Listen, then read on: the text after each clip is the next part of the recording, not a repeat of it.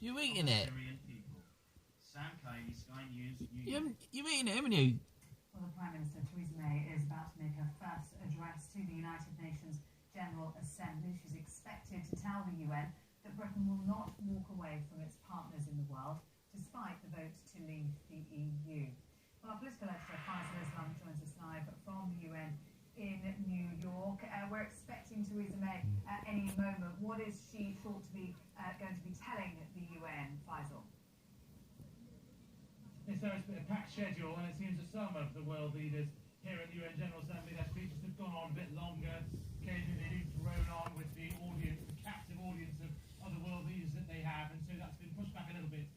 Theresa May's speech, we're expecting at any minute she'll be talking about the fact that there'll be a big aid push for Somalia. She'll be talking about some of her own personal favourite topics, things like modern slavery, which she organised a big push on, passed the law on as Home Secretary. She'll be talking about a new approach to migration, where she feels that a global organisation like the UN shouldn't just accept that refugees are moving en masse all over the world. It should try and stop it and send migrants to the first safe country that they go to. A version of the EU law, the so-called Dublin regulation. And on the EU and the sideline, it's pretty clear that there are many around the world questioning what Britain's place is in the world after that vote to leave the European Union. And she's been talking to Wall Street leaders, she's been talking to the Japanese Prime Minister, reassuring him about how safe Japanese businesses are in terms of their trading with Europe if they're headquartered in the United Kingdom. But I've spoken to 3 or 4 European leaders, quite intriguing what they're saying about Brexit and their viewpoint.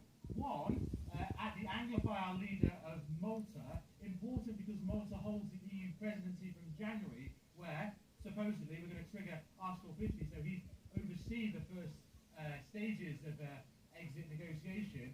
He sounded pretty sceptical, saying that Britain must be given a weak deal. This is what he told me earlier today.